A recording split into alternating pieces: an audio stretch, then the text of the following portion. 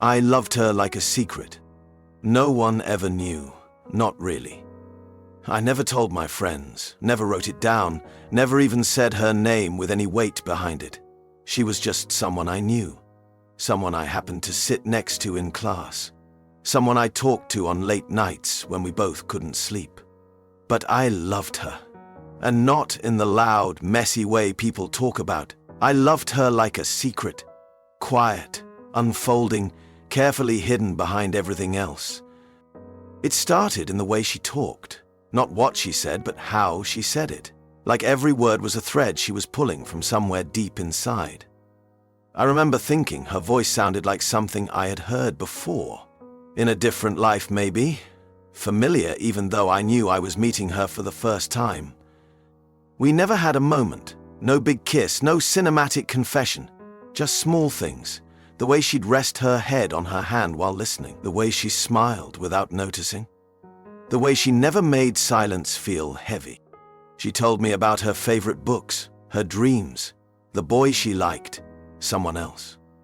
I listened, always, not because I wanted to hear about him, but because I wanted to hear her. I wanted to memorize the shape of her thoughts, the rhythm of her mind. And she let me in without realizing it. That was the closest I ever got to being hers, not in her arms, but in the way she trusted me with the soft parts of her. I never told her how I felt, not because I was afraid she'd run, but because I was afraid she wouldn't. I was afraid she'd stay, and I wouldn't know what to do with that kind of closeness. So I stayed in the quiet.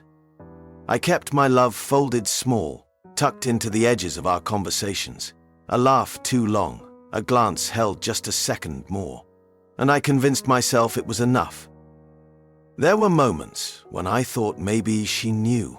Not fully, not clearly, but in the way you sense when someone's eyes stay just a little too long, when their voice softens without reason, when their presence feels like a safety net you didn't ask for but needed anyway. She never asked me how I felt, and I never gave her a reason to. But sometimes, I think she saw it, the edges of it, the shape of something unspoken. She told me everything. About her dates, her doubts, the nights she cried because things didn't work out with someone else. I listened. Always. And each time, I felt something quietly break inside me. Not because she loved someone else, but because I had built a home inside her without ever being invited. I had made her voice the soundtrack to my quietest hopes, and she had no idea.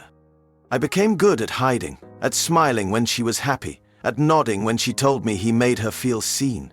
I would echo her joy like it was mine, even when it hollowed me out. I told myself that love, real love, didn't need to be returned to be real. That feeling something deeply was enough, even if it only lived in one direction.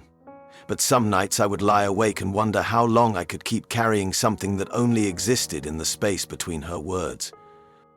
There was one night, late summer, warm air, stars, where she rested her head on my shoulder while we sat on the hood of her car. Neither of us spoke. Her hair smelled like something soft. She was humming, maybe without knowing, and for a moment, it felt like the whole world had gone quiet, just to let me feel her weight against me. I didn't move. I didn't breathe too deeply. I just let the moment be mine, even if it never would be again. Eventually, we drifted. Not in any dramatic way. There was no fight, no final conversation, no moment where it all came undone. Life just started to stretch us in different directions. New jobs, new people, new hours in the day that didn't overlap like they used to. The silence grew slowly, and neither of us reached across it. Maybe she thought I didn't care. Maybe she knew I cared too much. I'll never know. I saw her once, years later, at a grocery store of all places. She was standing in front of a row of cereal boxes, reading the back of one like it held some kind of answer.